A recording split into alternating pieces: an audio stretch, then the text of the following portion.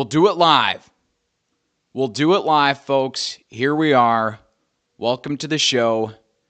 JV Takes, home of jvtakes.com. 7:01, only 1 minute late.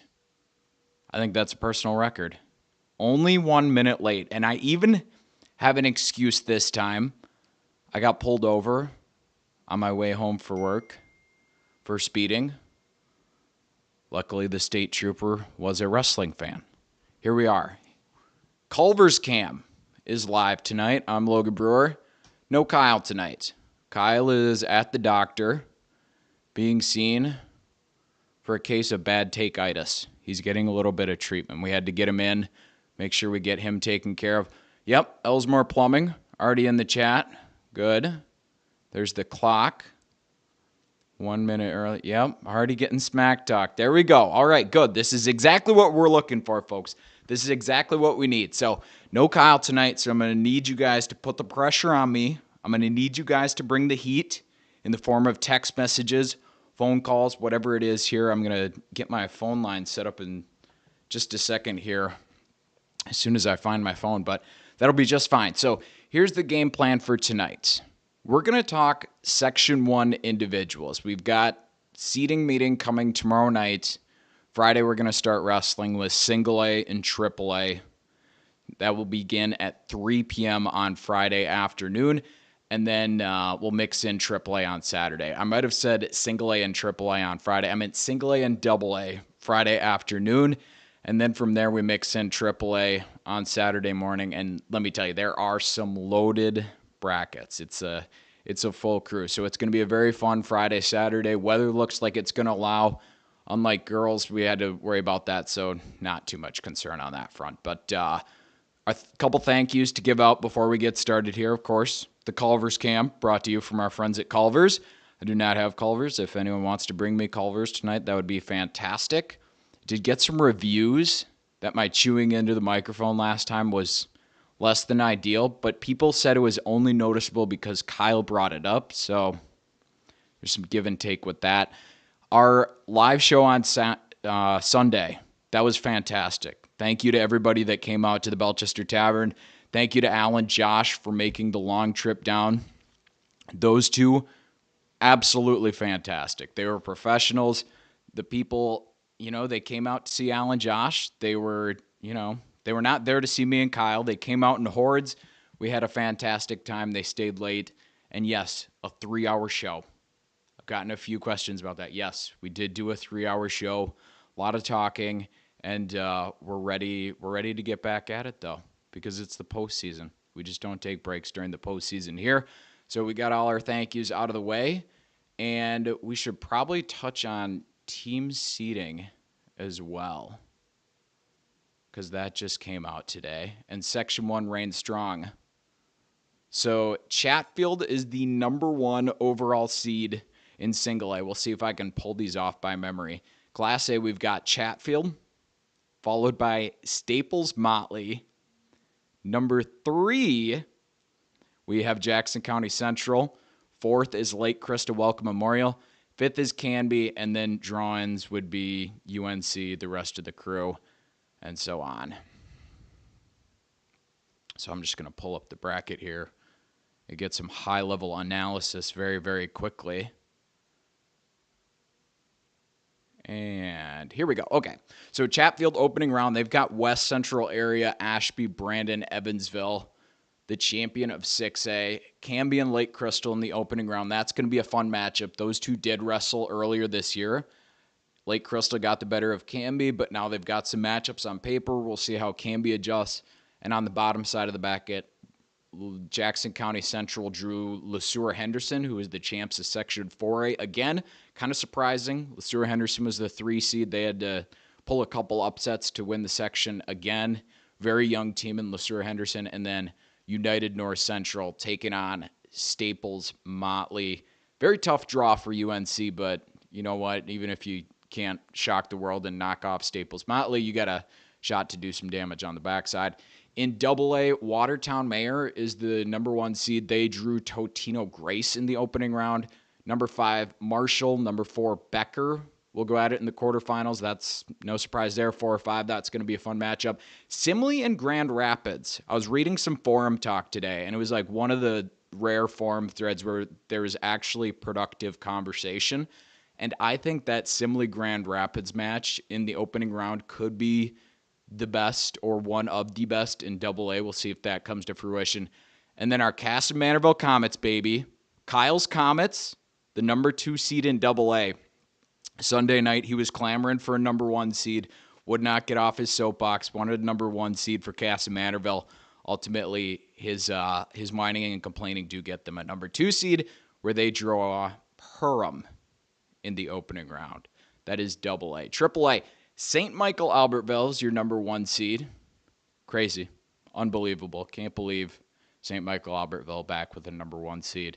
They are taking on Hastings, adopted Section 1 team in the opening round. Bemidji is your 5 seed. I bet that vote came down to it. Bemidji got the 5 seed. Prior Lake, Elk River, and Hastings went unseeded. Sounds like Prior Lake had beat Hastings during the season. And then, Wilmer had beat Albert Lee. Bemidji beat Wilmer, but when it all came down to it, Bemidji the 5, Albert Lee the 4, Stillwater the 3 will wrestle Prior Lake in the opening round, and then Elk River draws Shakopee. So there you go. There's AAA. No picks. I'm not doing picks. Don't ask me for picks. All right, we've got our first round of listener questions in here. Good one about my mustache. How long did it take you to grow that mustache? My brother wants to grow one. He's 12. Well, I'm 28, so it took me 28 years. Hang in there, young man. You'll get there. Alert, you are not live on YouTube. Okay, I think I am now, hopefully. Somebody asked me, so the CEO of JV Takes, the Mac Writer of Red Wing, texted me, and he asked me, are you revealing the actual brackets? No. If you're here because you think we're revealing brackets, there are no brackets. I've been told seating meeting is tomorrow. We're not going to be revealing any brackets tonight. We're not going to be breaking news. What you should do, though, you send a letter, a nicely worded letter to the Minnesota State High School League, and tell them you would please like them to get the brackets to JV Takes early so they could release them on the YouTube page. I think that's probably the best option. All right, last listener question, then it's down to business. Mitchell Brewer, not sure who that is. He says, what's with the jersey? Well, it's playoffs. We're talking about playoffs here, Mitch. We got to bust out the Chad Henne jersey. Chad Henne, an absolute icon. Let me look up how many Super Bowls Chad Henne has won. How many Super Bowls has Chad Henne won?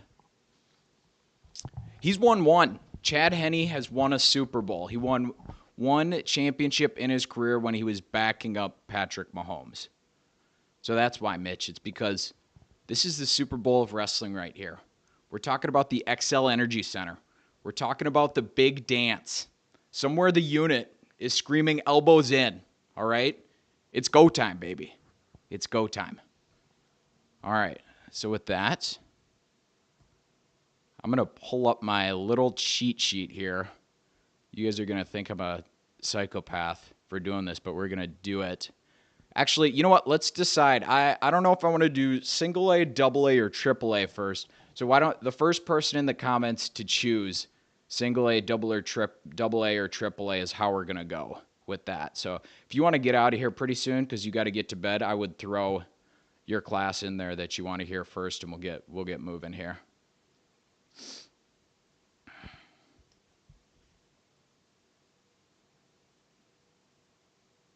And it's going to be AAA. Oh, Julie Hunnicky, thank you for listening. Oh, man, you guys. Wow, good try. The CEO was right behind. My mother was right in there. Jill, all good attempts. AAA it is. I like where you guys' heads are at. We are going to start in AAA tonight. So once I figure out the screen share, I'm a little bit of everything tonight. The production staff, the tech. All right, here we go. If this is not screen sharing, you guys tell me, but I believe this should be screen sharing. Hopefully I don't have any of my passwords pulled up or personal information. Also, if you send me a text message, I'm not sure, it might appear on the screen now that I'm screen sharing. So if you're going to say something personal, probably send it in a physical letter with a pigeon preferably. And I'm going to zoom in to make this somewhat more readable. Nope, that's the exact opposite. Stay hot, Logan. All right, here we go. Let's start at 107 pounds in AAA. Caden Lindquist, Owatonna, your likely number one seed. The only state-ranked wrestler here in AAA at 107 pounds. Beyond Caden, Lane Royston having a really nice year for Rochester Century, a breakout year. He's probably the clear number two here. And then beyond that, I think it's kind of anybody's podium to climb onto. So just briefly here, you notice some of these wrestlers that I have highlighted in the yellowish shade, the gold, whatever you want to call it. Those I would call like your state favorite type wrestlers. These are wrestlers that are either ranked in state or they've been state entrants in the past. The type of wrestlers that are, clear high seeds, obvious type of front runners. My favorite people, right? Front runners. So that is AAA 107 as I see it. And let's keep in mind here, there's going to be shifting, right? There very well could be. I think there'll be less of it in AAA just because there's 8 teams in AAA. There's less wrestlers, less shifting to go around. So I don't think there's going to be as much bumping from weight class to weight class. But when we get to single A, we're talking single A, I think that's going to be very relevant. Double A, I think it's going to be very relevant as well. I mean, there's some loaded weight classes when we get to 127 double A, but here in triple A, this is kind of how I see it, and then we'll wait and see for what shakes out. Not every single wrestler in this section is going to be listed on this spreadsheet. I didn't have time for that. I probably would have got fired from my job today if I spent 12 hours listing every single individual wrestler in the section. So basically, I look for wrestlers that are like 500 and above. So if you don't see your name on this spreadsheet and you're upset with me because of it, we can just say it's bulletin board material. Giving out a little bit of free bulletin board material. Yes, bitch, we'll do it live. We'll do it live. All right, 114. Devin Gross, Albert Lee. When I was talking to Michael Olson before the season started, he was on the Sunday Morning Ride. He told me, watch out for those Gross boys. They've been getting after it. They've been working. And he's 100% right. Both Gross boys, Devon and Dylan, have taken big steps this year. Albert Lee wrestles a tough schedule. I think those two are looking at likely number one seeds at 114 and 121. Beyond Devon Gross at 114, Blake Steffes of Mayo and Jacob Wilson of Owatonna are likely high seeds.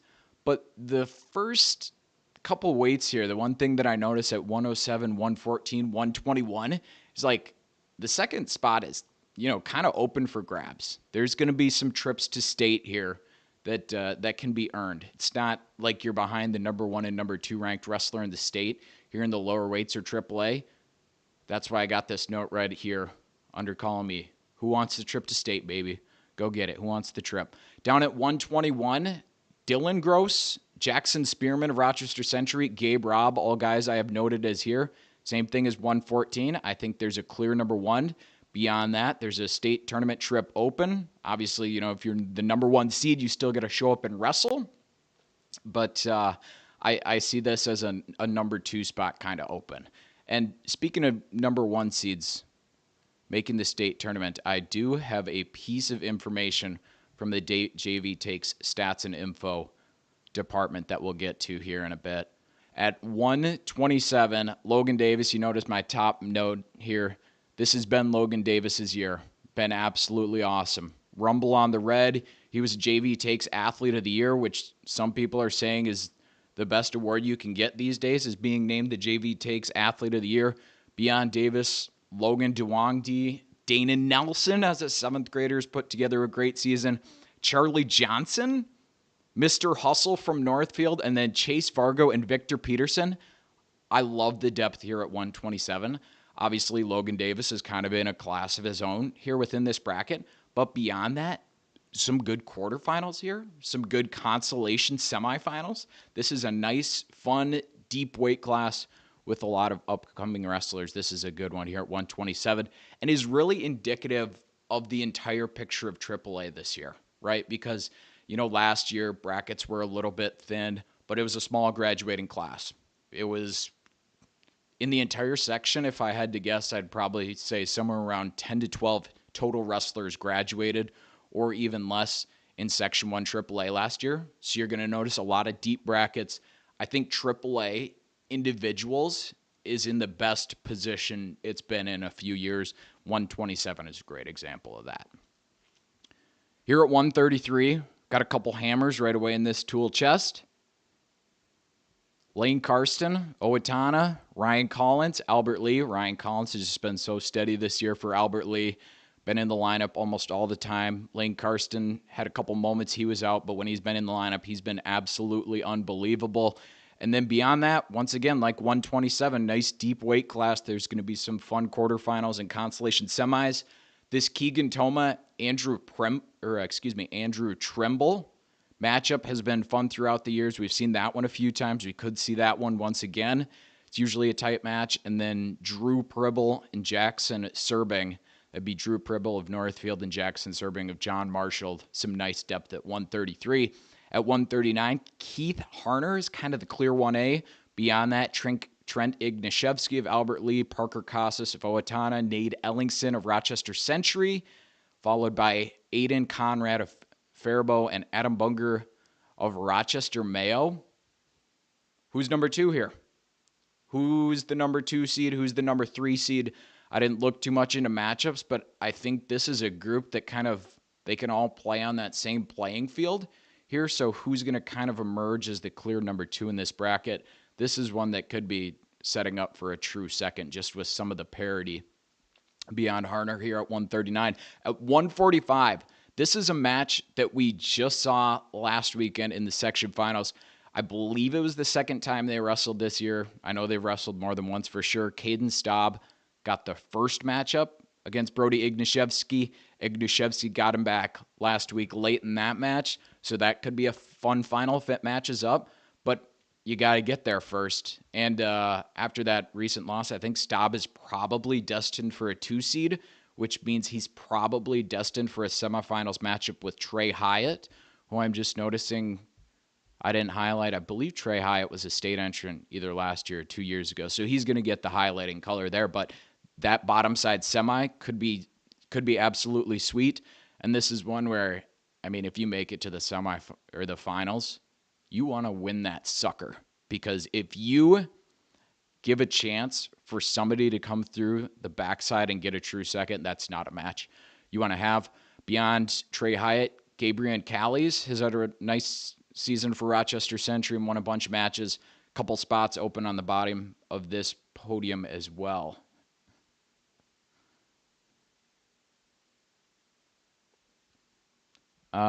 Good note here from Gorilla Wrestling Club. Wrong school that is here on Dana Nelson. He's John Marshall. Yep, Kyle did double check the spreadsheets. That was on him. Down at 152, Calder Sheehan. Monster. Absolute monster. I was thinking about this when I was grooming my mustache earlier. When you refer to a wrestler by one name, they're an absolute monster. When someone says, hey man, dude, Javi is having a year, you know that's Javier Berg, and you know he's a man. When someone says, dude, Calder is on a different level this year, you know he's on a different level this year. Not many wrestlers get one name treatment. Calder this year, he gets one name treatment. He's a clear number 1 seed. Beyond that, Sam Harner, Maverick Addig, another Northfield Albert Lee matchup here in the middleweights that could decide who gets to go to state. You see that note over here once again, another 2 seed versus 3 seed matchup. That'll be fun. Beyond Harner and Addig, Michael Nail, Owen Allred will be fighting for spots on the podium for Rochester Century and Winona. 160, here it is, another one. Zane Engels, Northfield, Nick Corman, Albert Lee. Kind of the similar story to 145 where Ignashevsky and Staub have wrestled a couple times this year in split matchups. I think the first time these two saw each other, Corman got it done. last weekend, though. Zane Engels with a very late takedown in the third period. He was all sorts of fired up. I was all sorts of fired up. That's Civic Center Saturday, baby. So Engels probably the likely number 1 seed. Corman returning state place winner, the number 2 seed. If we see those two again in the finals, I'm dropping everything and watching that match. And that's one that, bold prediction, we might not just see once more this year. We might see that one 2 or 3 times more this year. Anyways, so beyond Engels and Corman, another deep weight here. Riley Krieger of Owatonna, Cooper Sheehan, Rochester Century, Jaden Hart of Faribault, Kellen Berger of Rochester Mayo. Is he a 3 seed? I don't know, a 4 seed? He's going to slide in there somewhere. And then Ethan Birchinger of JM has quietly had a very, very nice season. You see my note over here. How does 160 shake out 3 through 6? Great question, Logan. On to 172. Bracken Wackles of Albert Lee, maybe the number 1 seed. I didn't look into these matchups very much. RJ Reinerty is probably a high seed from Owatonna. James Nelson or DeAndre Swancut have kind of been splitting time for Rochester Mayo at 172. I see somebody from Rochester Mayo definitely getting a top 3 seed. Beyond that, Aaron Olson of Century, Justin Sonoja of Faribault's had a nice season. Aya Schweik of Northfield provides some depth here in this bracket. And then same thing with Brady Lundgren of Winona. Pretty similar to 160 here. Nice deep bracket. It's good to see these AAA brackets that are most likely going to be full. Here at 189, there's a heavy top 2. We're looking at Owen Murphy, not of Owatonna, Owen Murphy of Northfield.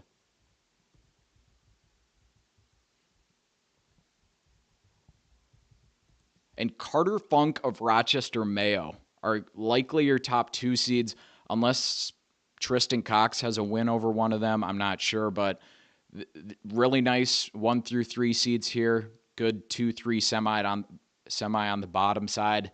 And then beyond that, who wants to get on the podium, baby? Because spots to be grabbed here at 189. 215, we made it. My favorite AAA bracket, folks. My favorite AAA bracket. Here it is. Sneaky good. Nobody would have picked it.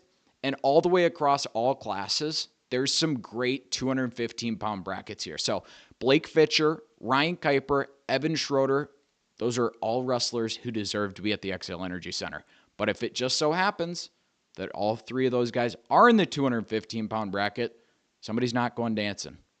Somebody doesn't have a date to go to the homecoming dance. Somebody's going to have to stay home. And then you're going to even have to fight to get on the stinking podium here, because William Donner Olson, Duke Bartu, and Evan Hernandez, the 3 wrestlers from Rochester Century, Mayo, and JM, have all had great seasons as well. You're going to have to fight your tail off to get even into the semis here at 215 pounds. Best bracket of AAA, in my opinion. Maybe not like maybe the number 1 seed here isn't going to be quite as good as like a Calder, Sheehan, or a Logan Davis or something like that. But like the depth here at 215, we haven't seen this in AAA in a while, and it's a great bracket. Now, with that being said, 285. Who is the maid of honor? Okay, because Caleb Loomis looks like he's probably the clear number 1. Who wants to be the maid of honor to that bride? We've got William Velasquez of Albert Lee. He's continued to make great strides throughout last year and this year. Sammy Abdallah of Century. Braxton Wood of Northfield has won his fair share of matches. And then with heavyweight, there's also always a certain level of unpredictability that you kind of need to monitor as well. I would be shocked. Maybe shocked's not the right word. I would be surprised if one of these guys from 215 hops up to 285. But you really never know. You know, like Fitcher could, but if he's the likely number 1 or number 2 seed, or even number 3 seed, like would he? Kuiper could, but would he? Schroeder could, but would he? I don't know. It's worth considering. All right. What do we got to check in here in the chat. Davis is from Albert Lee. Did I get Davis wrong here too? Yeah, Davis is from Albert Lee. Thank you, Keaton. We got a couple wrong here on my spreadsheet. Dana from JM. Davis, last name, yes. If we're not 3, then we're probably the 6. Yes. Coaches love that. Coaches love that. Isn't that funny? To be a fly on the wall in seating meetings. You know there's going to be some shenanigans going on tomorrow night. Oh, we got our first caller of the night here. Let's take this one.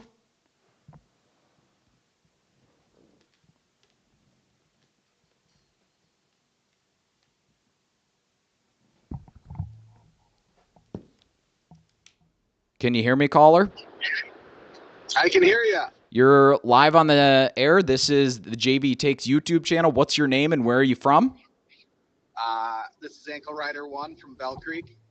Ankle Rider, how have you been? Yeah, long time, second time caller. Couple questions for you. Is this actually like the real brackets? No. Have you been talking to the CEO? No, but I had an idea. I was listening to that Super Show thing you did. Okay. And I have an idea on how we could seed individual brackets. Okay. It's pretty easy, actually. Okay. You just use dual results. So, for example, Chatfield got first. All of their kids should be the number 1 seed. You know, kind of like that, I don't know, was that Josh? I can't remember his last name guy, thought all individual tournaments should seed team tournaments. Okay. Are you talking about Josh Raymond? Is that his? Yeah, I think so. Is that his name? Yeah, but you're going to have to narrow it down. Which Josh Raymond? Because there's like 4 of them and they're all professional wrestlers. That one you were talking to that had that bad take. Oh, okay. I got you. So I got Chatfield as all the number 1 seeds. Goodhue then would hold all the number 2. Probably LARP would be the 3, KW 4. Kind of could do that same way, AA and AAA. It'd make this whole lot easier. So you're saying we just seed all the Albert Lee kids number 1, all the Northfield Correct. kids number 2.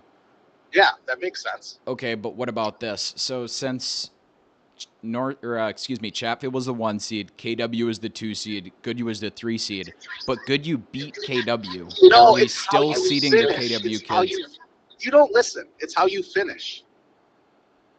I literally just went through it. So if you make it to the section finals, all your kids get the number 2 spot.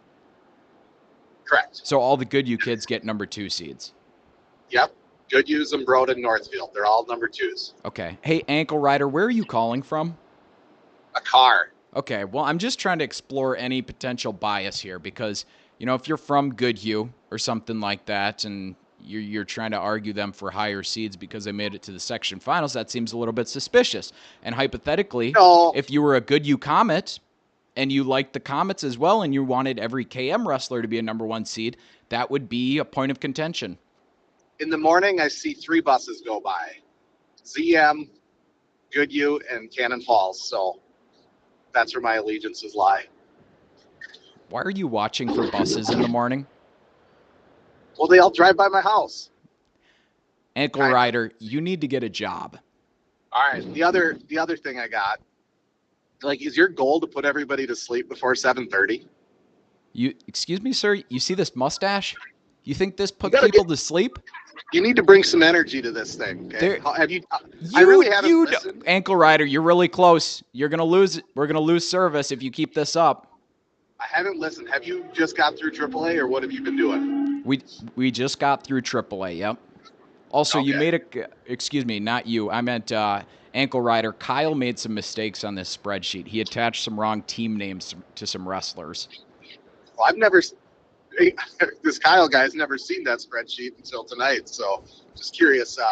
Yeah. How do you know that Kyle guy hasn't seen the spreadsheet until tonight? He told me. We were chatting earlier about you. This call keeps getting more and more suspicious. The final thing.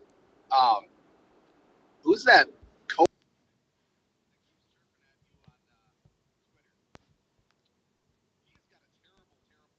Comes to hold on, turn that back just a second here. I accidentally unplugged my phone, so I didn't hear that and the listeners didn't hear that. Your final point? I said, who's this Cody guy that keeps chirping at you on Twitter? Guerrilla Wrestling Club, GWC.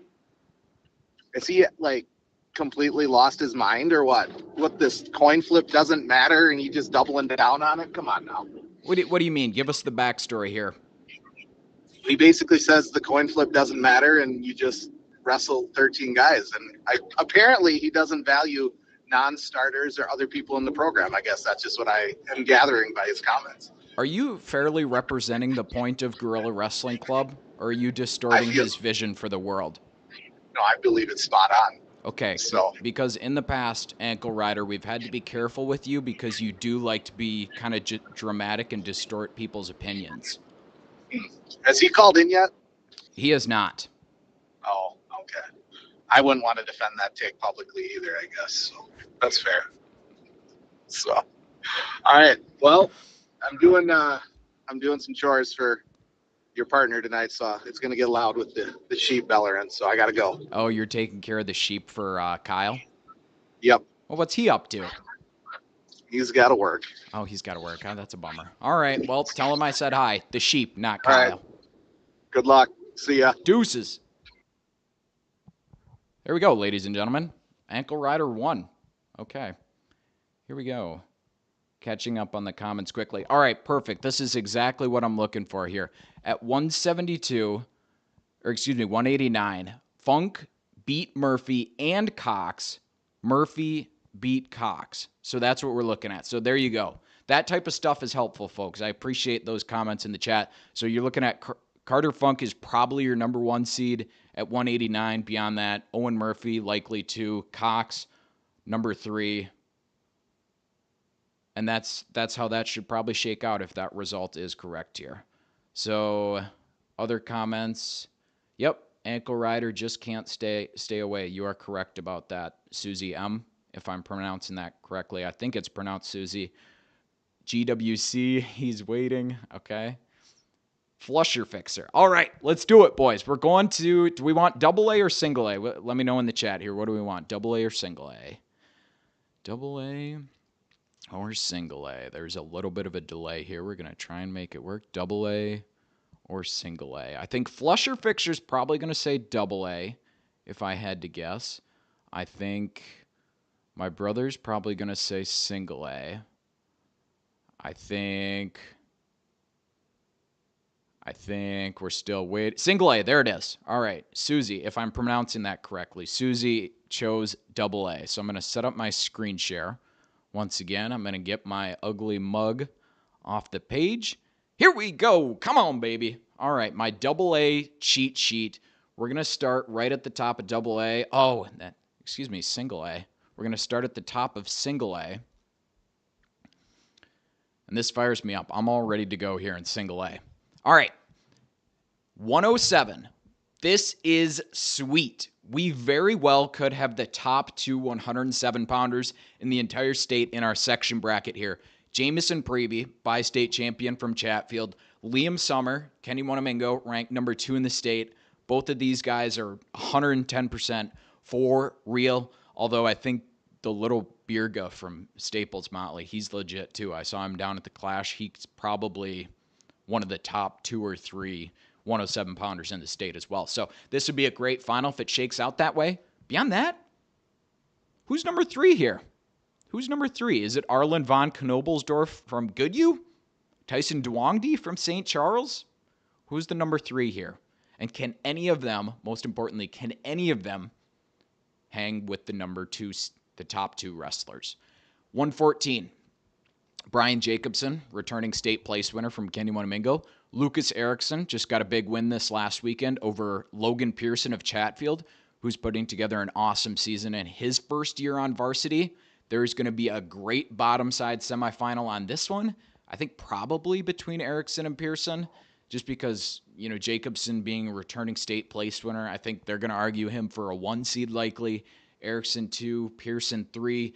And then beyond that, do not, you see this note here, do not, whatever you do, do not sleep on Miles Barclay. Okay, he missed some time the second half of the year. He has not lost many matches this year. He's down at 114 from 121. I saw him in Goodhue a couple weeks ago. Miles Barkley's a name to watch, and he's going to be the type of wrestler to push in the quarterfinals or push in the semifinals, depending on who he gets. Max Loftus, he's had really good matches with Miles Barkley in the past.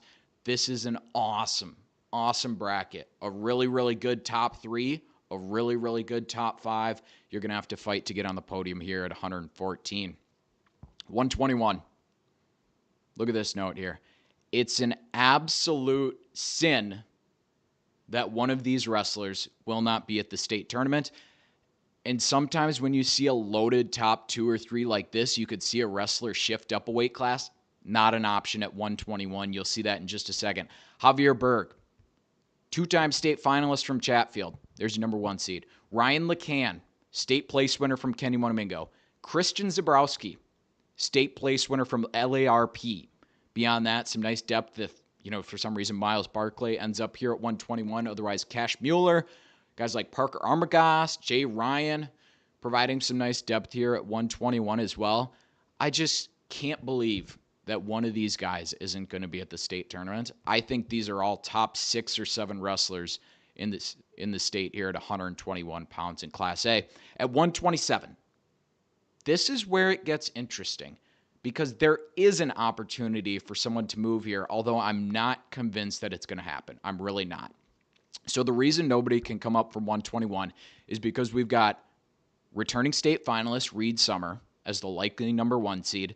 We've got a hammer from Chatfield, either Kaysen Johnson or Lane Root, probably Kaysen Johnson. But beyond that, you've got Owen Lang from Lewiston Ultra, Rushford Peterson, a top 10 ranked wrestler who's put together just a fantastic season, a big, strong, athletic 127 pounder. And then beyond that, you've got some other nice depth pieces in here as well. So this is where, you could see some movement up to 133, but I have not convinced myself that it's going to happen. I've had some difficulties with it because Reed Summer's not going anywhere. Returning state finalist. This is his weight. He's going to be at 127. Kaysen Johnson and Lane Root have been double weighing at 127, so one of them will have to go 133. Kaysen Johnson's a 2-time state place winner. It's like, you're a 2-time state place winner. I don't know if you're going to be doing much moving around. It feels like your weight is kind of your weight, but I don't know. That's just my feeling. We'll see what actually happens. So then you would look to Owen Lang and be like, you going to hop up to 133? And it's like, well, maybe he was thinking about it, but Mason Hansen's going to be up there, and he's a top 10 ranked wrestler in the state, and he just wrestled Caden Hagg in the team section quarterfinals last week, and Caden Hagg got a big win, maybe the biggest win of his career, 5-4 over Owen Lang. So it's like, you want to go up to 133? I don't know. We'll wait and see. I guess we'll find out tomorrow night or Friday, but I'm skeptical that we'll see any sort of movement from 127 to 133. I know it's been floated on the forum. Something to monitor. At 133, Mason Hansen is your likely number 1-ish seed. Beyond that, Caden Hagg, and then Lane Root or Kaysen Johnson, whoever ends up there from Chatfield. Colton Matheson has been down at 133 for St. Charles. Timmy Johnson's been wrestling there as well. LARP has a very young Michael Alexander who's got a ton of talent. And then Teague Alden, some other really nice depth pieces here at 133. So I'm curious to see how this actually shakes out. I think that it's going to be a really solid 1 through 5. I think there's going to be a top 1 or top 2 wrestlers that have potential to place at the state tournament, and then just a really solid 1 through 5, 1 through 6. At 139, Hayden Holm is a returning state entrant for Goodhue. Hunter Polakowski has quietly got 30 wins this year for Chatfield. I think Hunter Polakowski's put together a great year, a year that is certainly worthy of arguing for a number 2 seed. Beyond that, we'll see a St. Charles wrestler up here. If it's not Timmy Johnson and for some reason Colton Matheson ends up at 139, we could see him. Luke Johnson of Kenny Monomingo, who's won 25 matches this year for KW. Cale Smith, Grand Meadow Leroy Ostrander Southland, he's going to throw his name in the hat, and those wrestlers, those Bulldogs, man, they're dangerous come section tournament time. And then beyond that, some other guys who are going to be fighting to get on the podium, Jackson Johnson, Carter Shea, et cetera, et cetera. At 145, here we go. Bethauser and Pearson. Quentin Bethauser, Lewiston Ultra, Rushford Peterson, back for his senior year, fighting through some injury stuff the last couple years. Alden Pearson and him matched up 3 times this year. Bethauser took the most recent one, 7-6 in overtime, I believe. Shout out to the Post Bulletin's Alex Vanden Houten for that note. And then beyond those top two, who wants the 3 spot? Who wants to make a run here? Who wants to make a deep run? Adam Grant had a nice win last week against Kenny Wanamingo. Cooper Hansen of Dover Yoda. Quincy Kazi of Fillmore Central Lanesboro Mabel Canton. Who wants that number 3 spot here at 145? At 152, bad man Carson Rowland. It's likely your number 1 seed here. Beyond Rowland, Carter Cady, Hunter Garness, Brendan Keppel. This is going to be some fun semis, some fun consolation semis, because Cady, Garness, and Keppel, these are all guys that can score a ton of points. Here. So a 4-5 seed matchup will be fun. Consolation semis will be very good. To see who's fighting for the second spot to the state tournament is going to be probably the storyline here at 152. And you see my note here. It says, this is a true second waiting to happen. Great note, Logan. It is a true second waiting to happen. At 160, likewise, same thing here as 152. You got Aiden Miner, number 1 ranked wrestler in the state, returning state entrant. You're likely number 1 seed. Talon Raby has put together a breakout season for Dover Yoda. Beyond that, Grayson Muscamo, Nathan Beck, Cole Kadada, Nolan Happel, the youngster from LARP, all in there as well. More guys that can score points. Although everybody can score points this year. And next year when Kyle gets his wish and there's the 10-point takedown, everybody's going to be scoring even more points. 172, I'm looking at a 2-horse race here in my mind. We got Ben Carey of Chatfield, Kane Larson of Fillmore Central, Lanesboro, Mabel Canton, a couple returning state entrants, and then Kane got his first state medal last year. Roll the dice on the rest of them, though, folks. I mean, any spot is open on this podium. I'll be a little bit reserved. I don't think anybody's grabbing the 1 or 2 spot. You're welcome to prove me wrong, but, names like Justin Bergman of Wabasha Kellogg, or if we see Will Killeen, Corey Boynton, the youngster from St. Charles, Owen Erkey, Craig Curry, whoever, get that spot on the podium. They're wide open here at 172. At 189, another matchup we've seen a ton this year. You're likely number 1 and number 2 seeds are going to be Zach Plank of LARP and Cole Sass of Fillmore Central, Lanesboro, Mabel Canton. I think they're the obvious 1 and 2, maybe just a step above the rest of the crew here in this bracket. And I think Plank and Sass have wrestled either 4 or 5 times this year. And I think Plank is holding the lead 3-2 or 4-1. But don't fixate on that. That's not what it's about. Just know that these two are very familiar with each other. And if you see them wrestling again on Saturday, it's going to be a fun match. They both score points.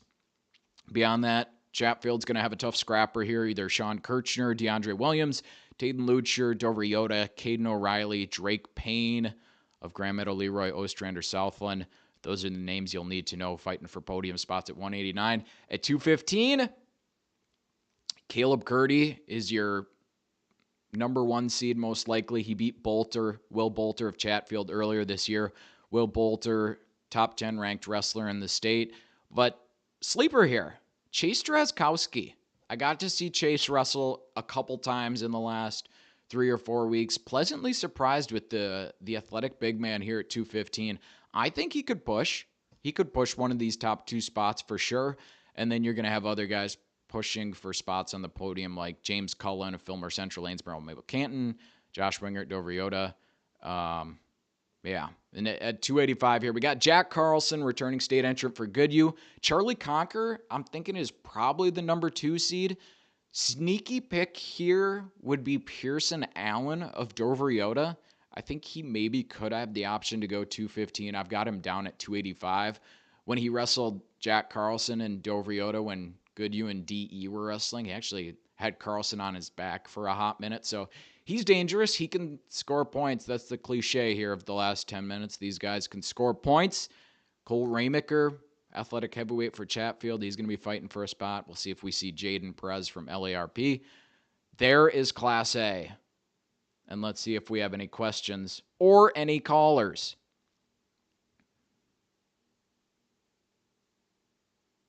All right. Yeah.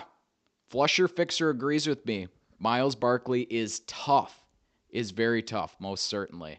We got some talk in here about seeding criteria, head-to-head matchups. Yep. after head-to-head matchups. You look at win percentage. Sure. I mean, those other things, though, I think they got to play a role as well.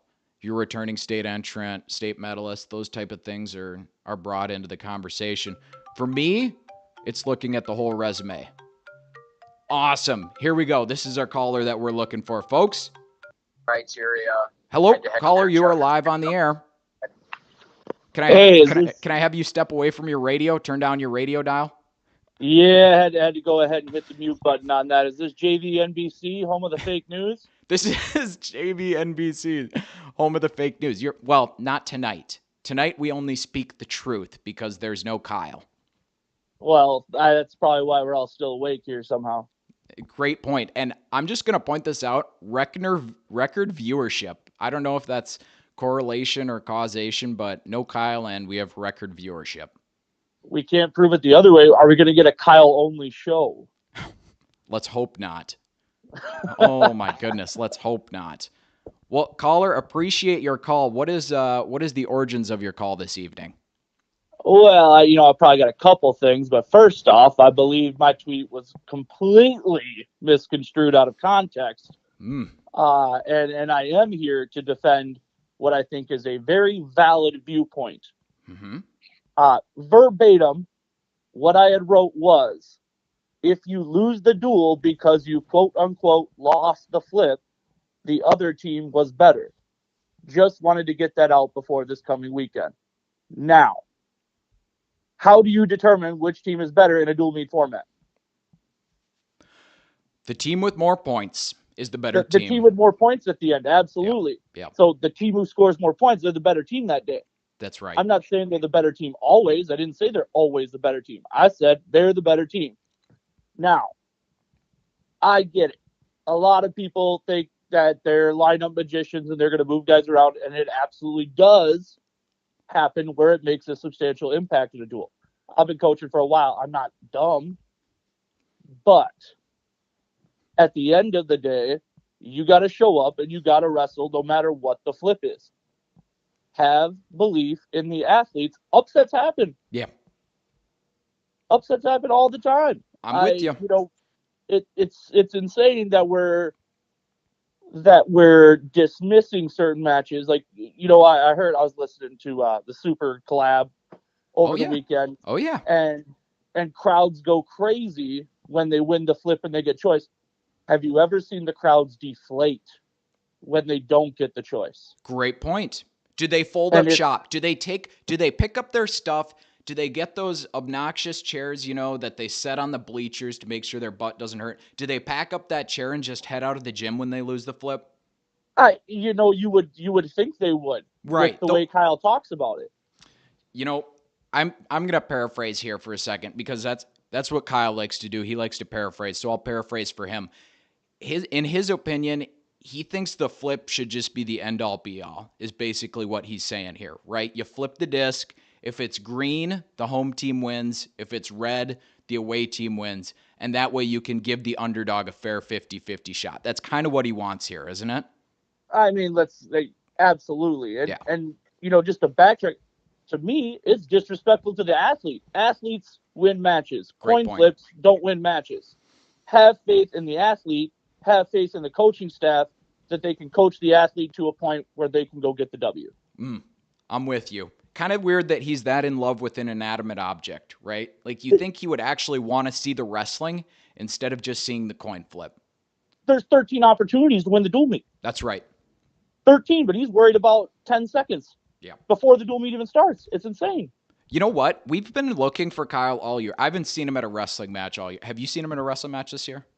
Well, I figured I did see him on Saturday. I figured that's why he was probably in the doctor's office today. He probably had to, rinse it out of his body real quick before he goes and pollutes it again this weekend with more wrestling. Right, that's fair. Yep, he can only tolerate so much wrestling in one season. My theory, the reason we haven't seen him at many matches this year is because as soon as the coin flip happens, he just goes home because the match is over.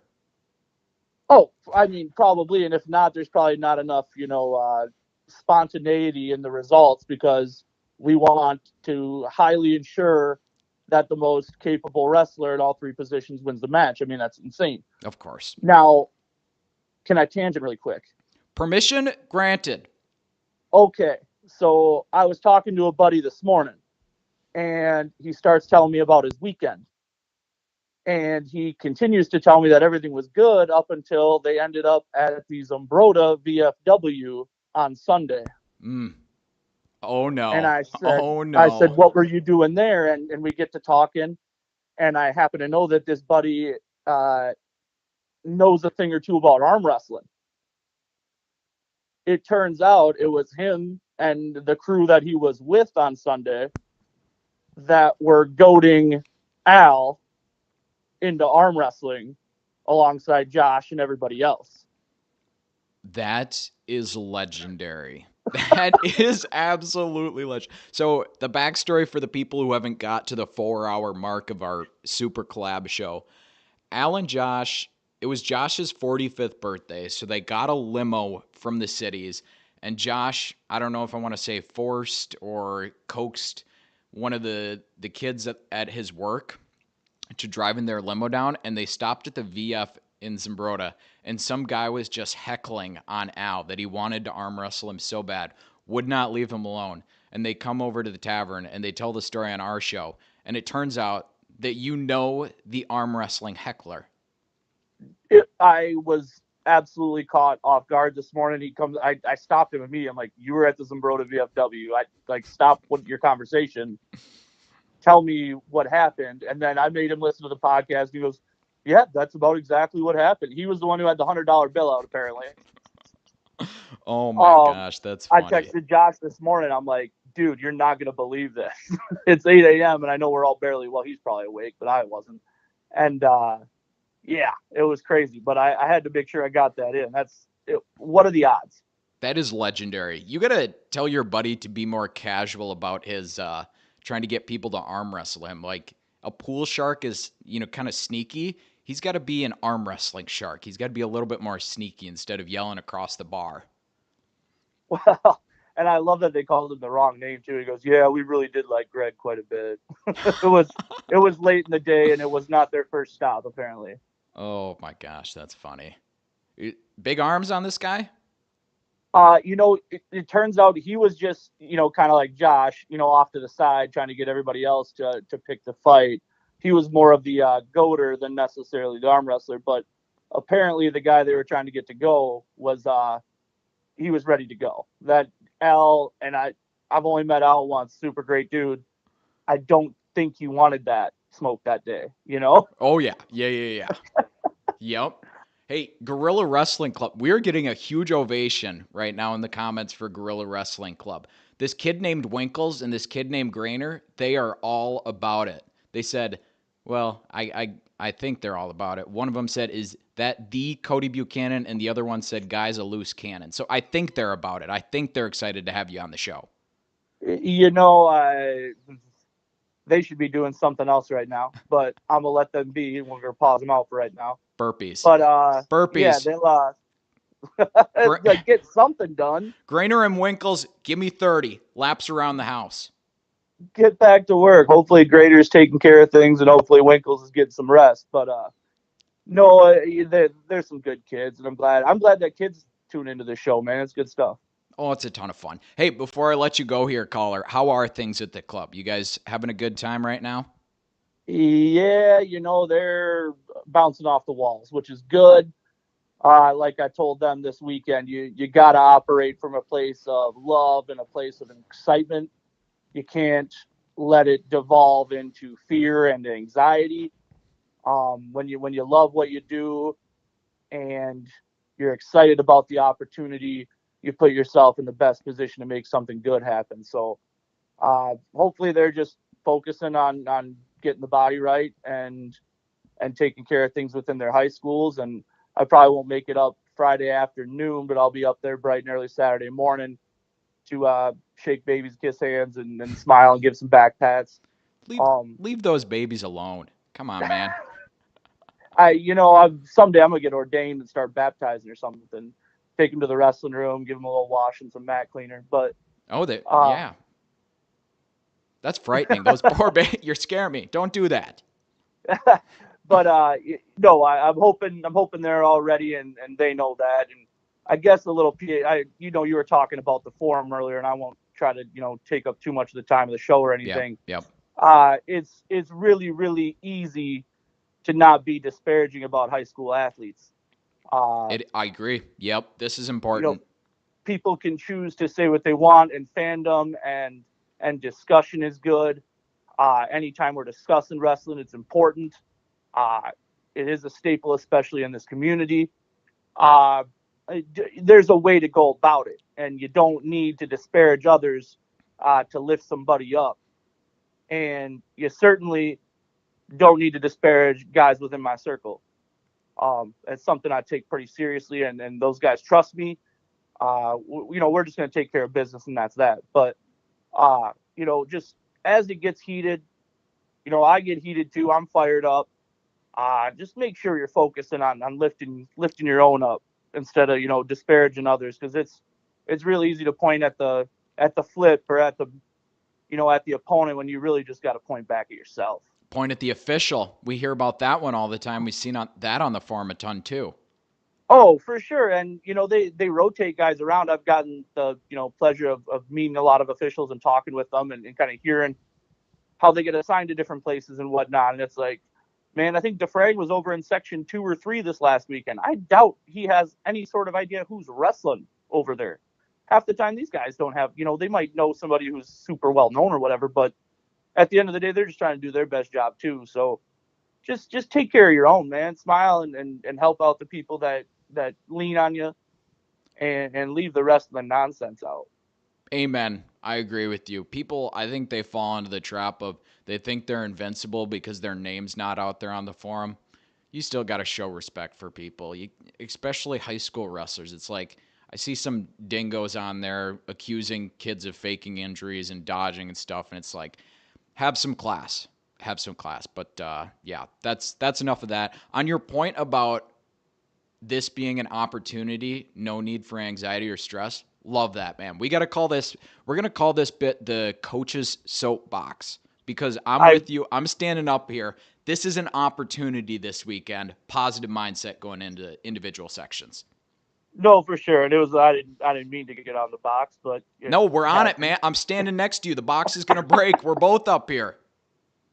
No, yeah. Well, I ain't getting any lighter, that's for sure. Hopefully after running around the Mayo Civic a little bit this weekend, I drop a couple LBs, we can both stay up there. But I hear you. So appreciate you taking the call and whatnot. I don't appreciate Kyle absolutely, defaming me in public. He's wrong. Mm-hmm. No, well, I'm glad you were able. Wowie. Yeah, he owes you a Maui Wowie at least, maybe even a Snuffy's malt. Well, I'm glad you came on here and you got the record straight with us. Hey, you take care. Get through AA, and we'll probably see you this weekend. Godspeed, Gorilla Wrestling Club. Take care. Bye now. Ladies and gentlemen, Gorilla Wrestling Club. I'm going to see if I can find the round of applause here. No, that wasn't it. There it is. Gorilla Wrestling Club, an iconic call, and we're probably going to expect a call here from Kyle in about 30 seconds to argue back. But we'll see. Maybe not. Maybe not. All right, we're going to get caught up on the chat, and then we're going to dive into AA. Favorite Culver's flavor of the day. I don't have a favorite Culver's flavor of the day, but I do have a rule when it comes to Culver's. You're getting a concrete mixer, you have to have chocolate in it. You have to have some type of chocolate. I got a buddy who likes caramel cashew, and I'm just like, that doesn't do it for me. You got to have some sort of chocolate in your concrete mixer. Whatever, a Reese's Pieces, some fudge in there with the caramel. I know I got a lot of wrestlers watching. I probably shouldn't be talking about Culver's right now. Can't control this man, fired up. Matchups matter. That's right, Flusher Fixer on the coin flip point. Matchups do matter. But at the end of the day, I think the point is we can't use the flip as an excuse. We can't walk away from a duel and say, oh, we lost the flip, so we lost the duel. Yeah, the flip impacted the duel, but I think we got to have more pride than blaming the entire outcome on the flip. I'm with you, though. The coin flip is important. Nobody's saying the coin flip isn't important. The coin flip is important. Need to check if the coin is loaded, too. Yes, absolutely. Check if the coin flip is loaded. Why is my face so red? You should take the hat off. It's what are those windows? I have a painted window, like you see at church. So when the light comes through the window, it just makes my face look red. So I'll keep the hat on for now. I don't want to scare anybody off the stream because we still have to go through AA, which honestly I should have started with. AA is probably going to be the biggest brackets here. So how did I screen share again? I screen shared like this. Once again, if you guys can't see my screen, let me know in the chat and I'll try and make this right. You know what? Let's start right here, up 107. Owen Parrish, Cannon Falls, absolute monster season Owen has put together. He's got a victory over Carl Murray. I want to say it might be a major decision over Carl Murray, but Owen Parrish has kind of been a man possessed this year. Behind him, we've got Carl Murray. Murray just got a win over Reed Erkey. Reed Erkey's had an awesome season this year. Only 4 or 5 losses for Reed Erkey. He's going to be a great 3 seed if that's where he ends up. And just a very deep bracket here. Beyond Reed, Colton Hoffman of Pine Island. One of the Hoffman brothers, we'll say. Oliver Powell, who's came around at the end of the year for KM. Walker Kohlmeyer of Caledonia. Jack Whitaker, the youngster from Stewartville. And I'm going to completely pronounce this name wrong, but this guy from Austin has had a sneaky good season. I think he's won like 15 of 18 matches. Kung Biak Thong, maybe, from Austin, has won a ton of matches this year as well. So, like, your 7 and 8 seed, which they don't actually seed, but your wrestlers who lose in the blood round, you're going to have some really good wrestlers that do not make the podium here at 107. And that's just the theme kind of for AA, because there's so many more teams. There's 12 teams in the section, and we could go down the rabbit hole someday of, why do they put this many teams in AAA, this many in AA, and this many in single A, and we'll go down that road eventually. But I'll give a compliment here to Kyle, because I've been ripping him a lot today, and not to his face, which is pretty unfair, to be honest, but he talks about this really well, why they divide the certain number of teams in each classes and what a good alternative or what we could look at doing. So I'll save that conversation for when we have Kyle around, but just know these brackets are going to be bigger. They're naturally going to be deeper in AA. They always are. At 114, Sammy Moore has put together just a monster season for ZM. He's worked his way up the rankings all year. I think he's ranked number 2 in the state right now. Aiden Burns from Caledonia, he's a previous state entrant, I believe. And then beyond that, I'm just like, how is this going to shake out? Because we got Zeke Ranvek from KM, Cooper Mack from PEM. Cooper Mack's got some experience. He's a junior. He's been in the dance before. Roman Beer and Garrett Williams from Cannon Falls. Whoever ends up wrestling here at 114 for Cannon Falls, I think they're going to surprise some people. And now, I know both of those guys have wrestled 107 throughout portions of the year, so they're probably going to be a little bit undersized. But if they get the right matchup, I think those guys could do some damage. And then Pine Island's going to put a tough scrapper out on the mat with Chase Hoffman and Gideon Mueller, whoever ends up getting the nod there. So once again, nice deep bracket. The question for me here is like, can anyone push into the finals? Can anyone push into the finals that's not expected to? I think yes. We'll wait and see. At 121, this is where it starts to get real. Gent Beyer, Kalen Anderson, and the breakout wrestler of the year, I would say, in AA, Kyron Ganson of Pine Island has just crawled his way into the AA rankings. Anderson and Beyer, both previous state entrants.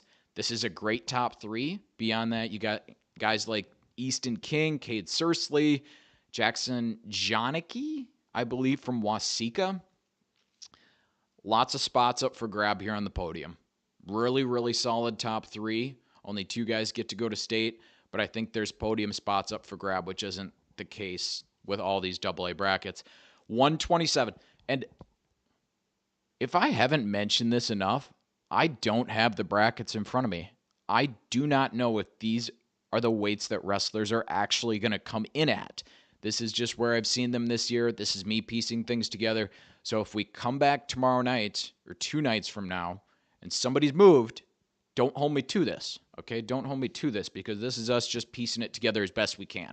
Adam Parrish, I think he's a clear number one here at 127, which is crazy to say because you guys like Rex Ashford, who's a returning state entrant, Noah Schaefer, who's a state entrant, Adrian Lopez Ramirez, returning state entrant, and I still think Adam Parrish is a clear number one here because of the season he has put together for Cannon Falls. I think this is potentially the best top 5 of any bracket because you throw in Carson Raymond here. Carson Raymond actually has a win over Rex Ashford not too far ago. So he could place anywhere 1 through 5. I think this top 5 is absolutely phenomenal. Could I see one of these top 5 going up to 133? Great question. Very good question. I do not know the answer to that question, to be honest. Great semifinals coming here. Yep, that's a good note. The 127 semifinals are going to be awesome. Imagine that. We could see Adam Parrish against Adrian Lopez Ramirez or Adam Parrish against Carson Raymond, and then going at the same exact side, same exact time, Rex Ashford versus Noah Schaefer, part 3, or Rex Ashford versus Adrian Lopez Ramirez, whatever it ends up being. Those are going to be good semis at 127. At 133, you notice my note here. Would somebody from 127 come up to 133? I'm skeptical. I'm always skeptical about the movement until it actually happens. That seems to get floated more than it actually happens. The spots where it does happen more frequently would be like 189, 215, going up to heavyweight. Like last year, we saw Alex Bedstad, I believe, wrestle heavyweight when he could have gone 189, or, there's somebody along those lines. It feels like it happens more often up top. I just don't anticipate it happening much down low here. Aiden Frederick, it's likely your number 1 seed. Braxton Lang is a previous state entrant. Aiden Majuras won a ton of matches for ZM this year. Sam Muller, Pine Island, Nash Grainer, and or Tucker Binner of Plainview, Elgin, Millville. I think this is a rock solid top 5 here, but there is room on the podium. Don't think it's impossible. There is room on the podium. At 139, I think Jonah Coleman here, kind of the clear number 1. Tanner Ginther, I hope people didn't forget about Tanner Ginther just because he's wrestled, 10 or a little bit less than 10 matches so far this year, because he's won all but one of his matches, and he's going to be rearing and ready to go into the postseason. Jonathan Opelt has won 1 million matches this year for Cannon Falls and doesn't get talked about a ton. I think he's going to be hunting for a state tournament trip. Jag Foster, back in the lineup for Pine Island, he's going to be hunting for a state tournament trip. And then Benny Lopez Ramirez, one of those kids who, so reliable in the Lake City lineup, has won a ton of matches, just hasn't found the right match to get to the state tournament. Another nice deep bracket at 139. You guys noticed the theme here. Theme changes a little bit, though, at 145. Aiden Grainer, number 1 ranked wrestler in the state, Plainview, Elgin, Millville, your likely number 1 seed, owns a win over Owen Frederick earlier this year, and also owns a win over Nick Tyne. Those are your likely number 2 and number 3 seeds. That's a great top 3. That top 3 can probably be matched up against any other top 3 in these AA brackets.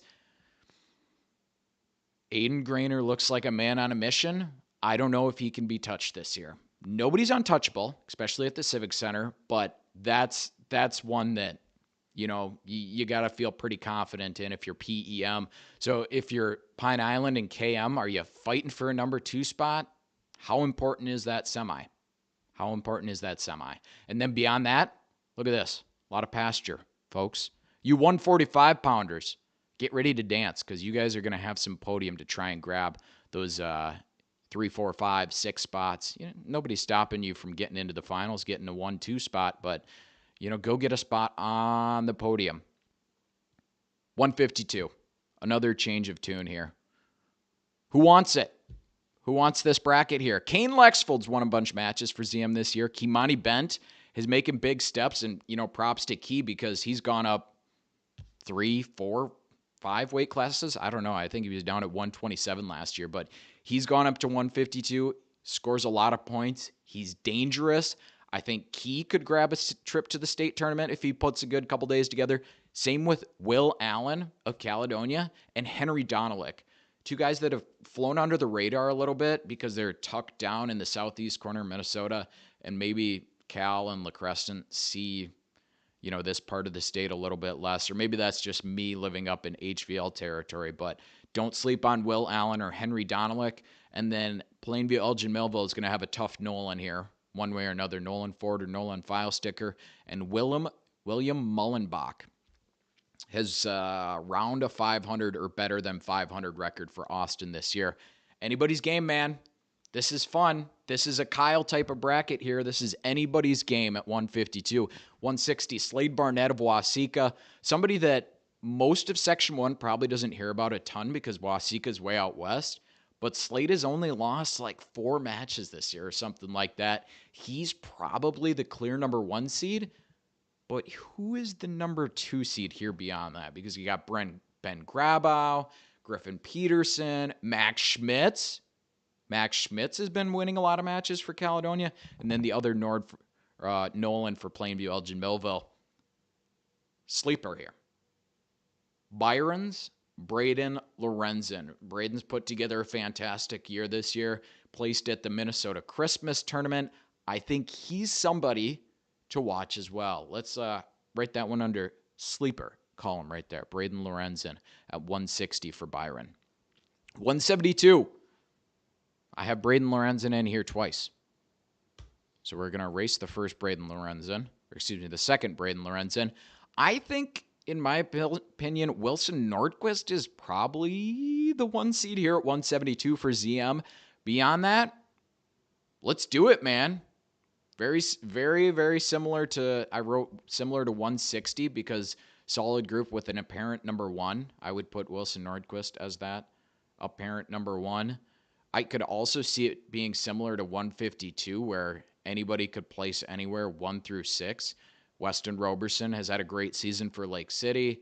Jackson Hewitt of Stewartville. Zach Schaefer of Pine Island's going to be probably coming up from 160 unless Ben Grabow is at 160. I believe those two have been double weighing at 160. And then you've got other guys in there. Parker Richards for KM, Omri Boone Merrill for La Crescent, and Holton Howard of Waseca that are going to be fighting for podium spots. This is where it gets good, you guys. Buckle up. This is where it gets good. 189, Tristan Zingler. He's back. He's healthy for Cannon Falls. I think the only match he's lost this year was his injury default down at the Bi-State. Maybe he's lost one more. But other than that, he's looked pretty unbeatable. KM is going to have a stud here. Which stud? Which stud? It's a great question. It could be Owen Nelson, who's back in the lineup. It could be Jacob Dutzman, who's a returning state place winner. Owen Nelson was at state last year. No matter how it shakes out with KM, I think Owen Nelson and Jacob Dutzman are probably top 3 seeds wherever they go at 189 or 215. We'll see how it shakes out. Owen Lexfold is going to be in there as well. The freshman for ZM is a likely top 3-4 seed. Cooper Allen of Caledonia. Look at that. Look at that. How lucky are we in Section 1 AA? Let me get on my soapbox here. How lucky are we in Section 1 AA that we have 2 freshmen that are as talented as Owen Lexfold and Cooper Allen wrestling 189? How lucky are we? We could see that match for years to come. The depth of talent here in southeastern Minnesota is just fantastic. Alex Hinrichs, the senior for Plainview Elgin Millville, or Mason Trade-Up for Plainview Elgin Millville. Depends where those two shake out.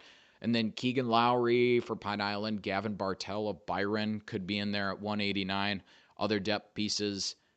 These 189 and 215 brackets are just so deep. Man, they should... I almost want to talk to a Queasley and say, come on, man, place 1 through 8 here. Place 1 through 8. These are some deep weight classes at 189 and 215. We're going to have a KM stud at 215. We don't know who it is yet.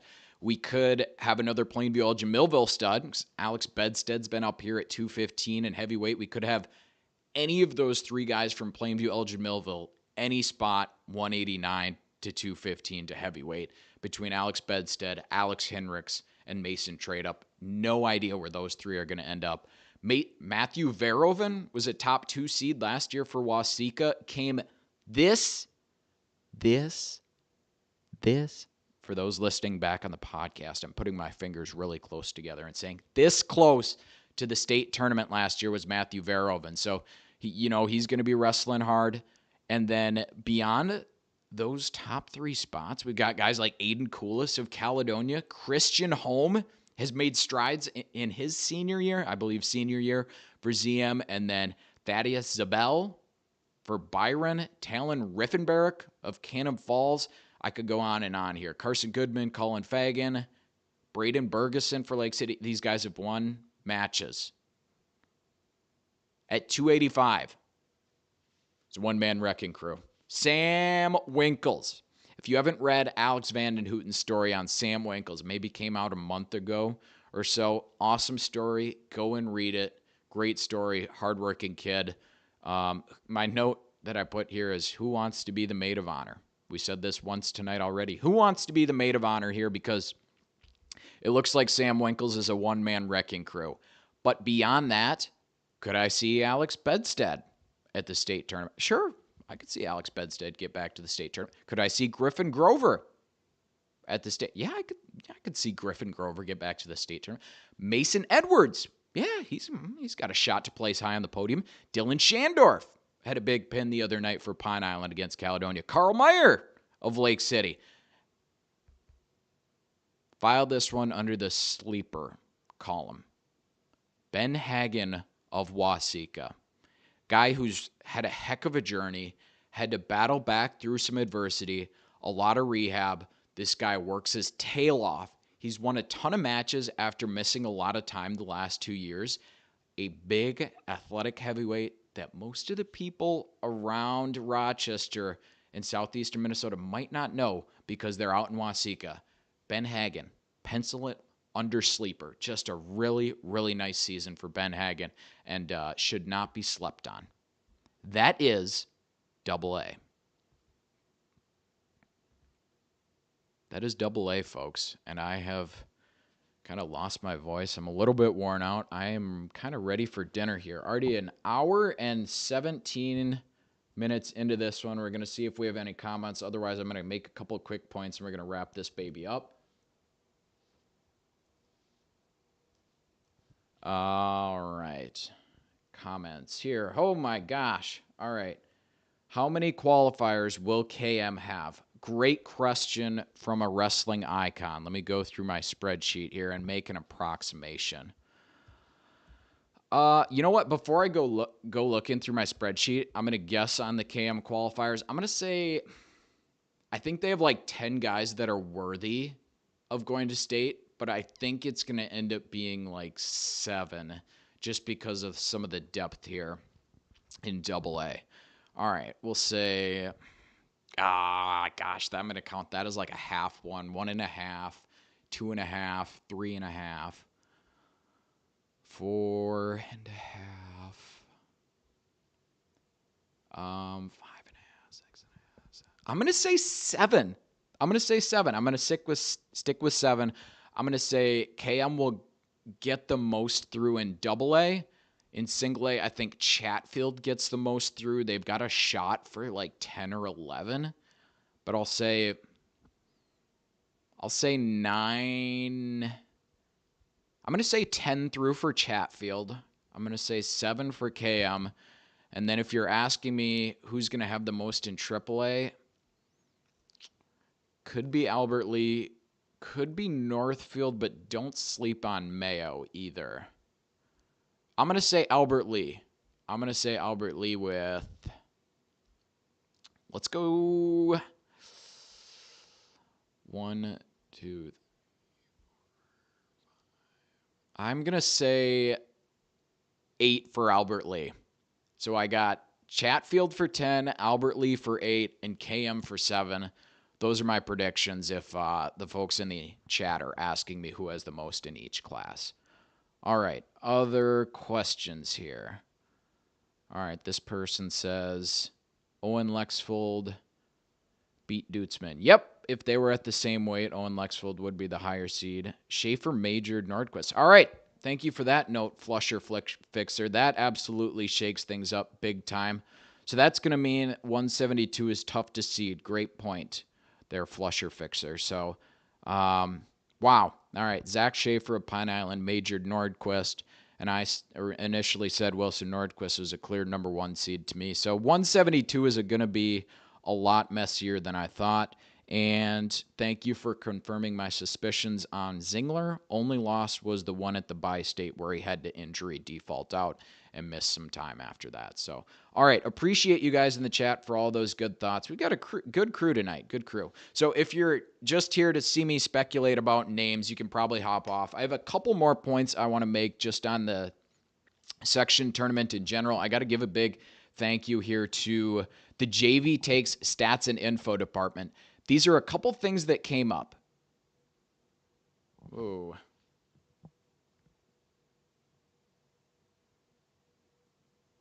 Just a second here.